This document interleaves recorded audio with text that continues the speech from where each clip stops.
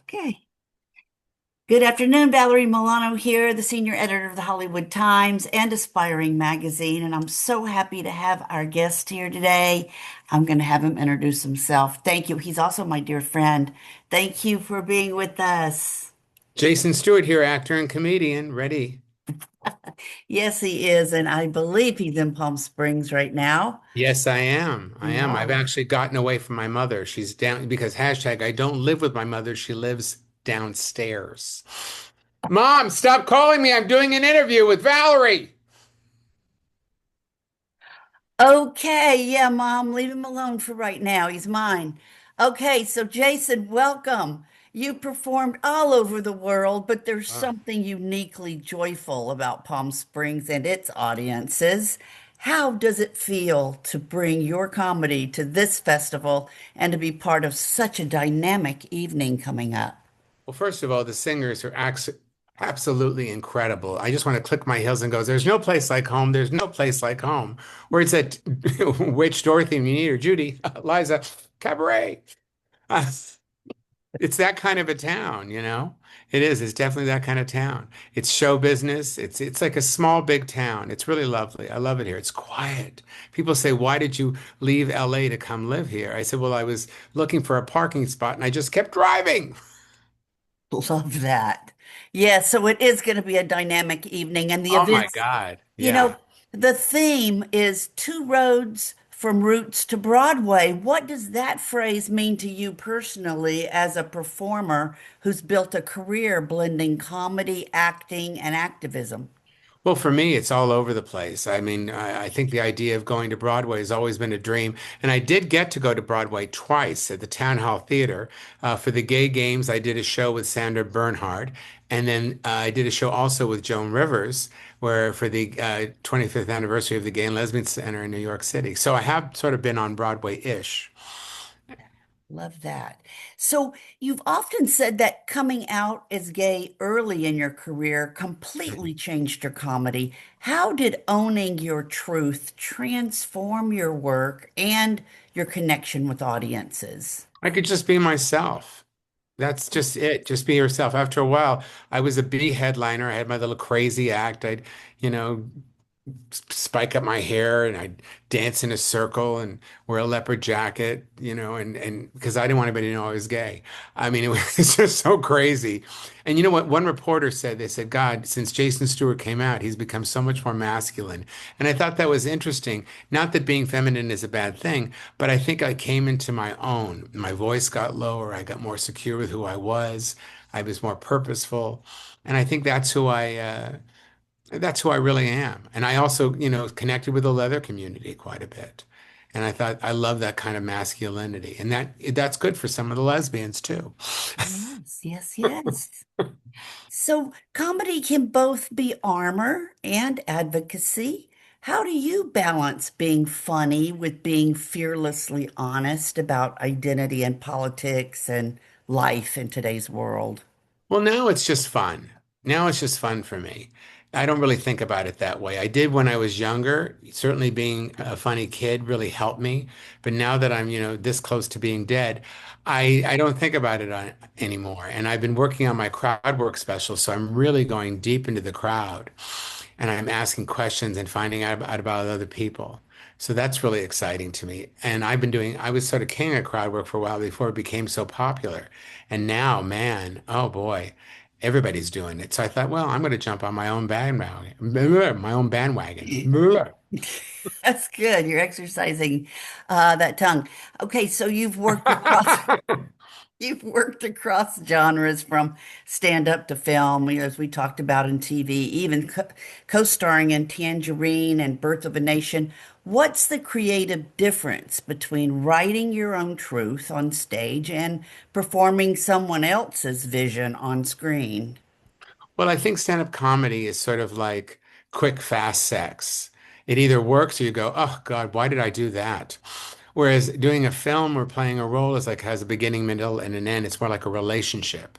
There's more involved to it. And as I become more successful, my roles have been bigger. Like the thing that I'm really most excited about now is my film that I directed, co-wrote with Lee Garlington and produced and acted in, starring opposite Alexandra Paul from Baywatch and Dalila Ali Raja and Kareem Ferguson and so many wonderful Scott Krinsky, all these great actors. And it really meant a lot to me because it's called redlining, which is about gerrymandering and what people have been doing all over the country, but with homes. So it's about a black family and a white family that live on the same property. And when the parents pass away, who gets the house and why? It's about generational wealth, which is really what is one of my biggest things these years, the idea of sort of crushing that. Yeah, So everybody can have generation wealth. yeah. You've been breaking barriers for decades, long before diversity and inclusion became buzzwords. What progress do you see in Hollywood's portrayal of LGBTQ plus artists, and where does the industry still need to evolve? Well, I think we're all catching up. That's what it really is. I mean, for those of us who didn't have a series when we were in our 20s and didn't have the same opportunities that the straight people did, now we're getting them. But the problem is once you turn 50 or so, there are not a lot of gay parts to play. And when the ones that are played by, Richard E. Grant.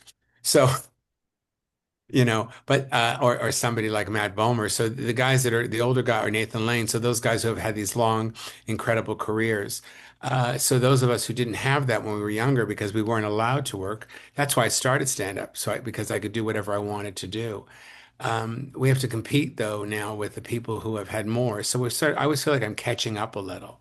So that's what it is now is catching up and trying to be on the same level as my straight counterpoints.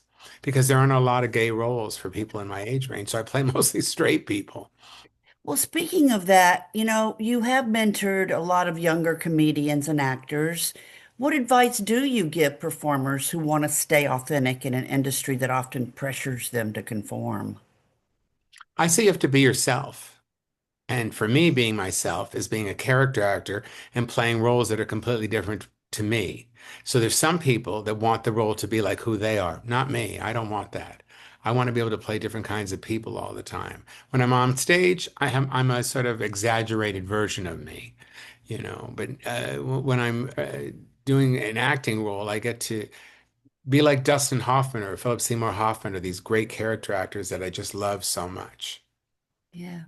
Your memoir, Shut Up, I'm Talking, Are you gives going to read. say it right? Shut up, I'm talking. I'm glad you said it right. Don't let your mom hear you.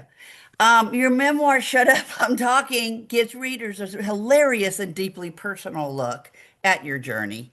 What did you learn about yourself by writing it, and what do you hope readers take away?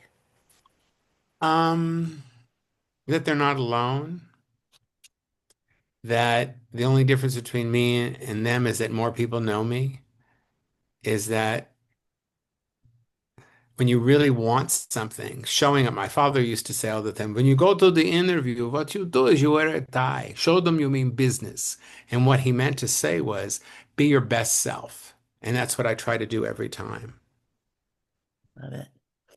Going to talk a little bit about the festival and the community. This festival blends music and comedy under one roof, and it's a true celebration of soul and storytelling. How do you see humor as part of the same emotional language that connects audiences through music?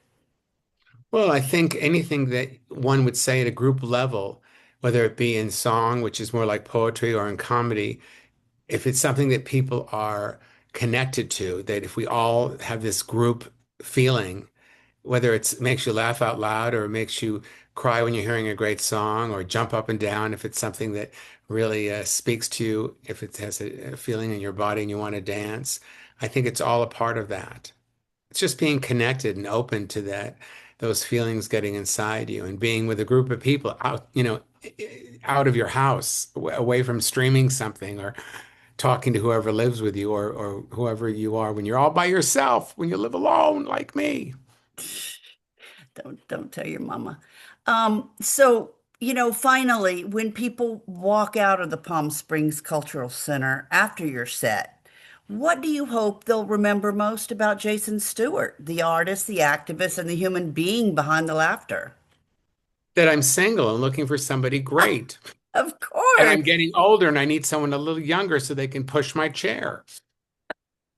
Jason Stewart continues to redefine comedy with courage, candor, and charisma, reminding us that laughter is both healing and revolutionary. We're going to catch him at Two Roads from Roots to Broadway on Friday, November 7th at the Palm Springs Cultural Center, and follow the Hollywood Times for exclusive festival coverage, interviews, and red carpet highlights from the Sunset Music and Comedy Festival. Now, Jason, tell our readers and our viewers how they can find out more about you and about what you're doing.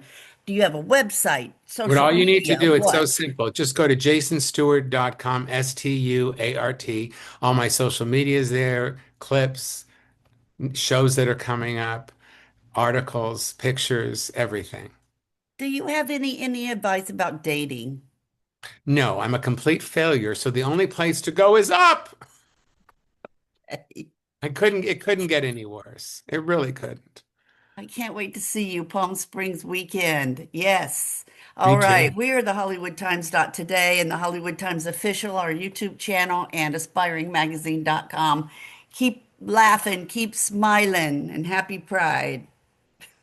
Take care, everybody. Love you, Jason. Bye.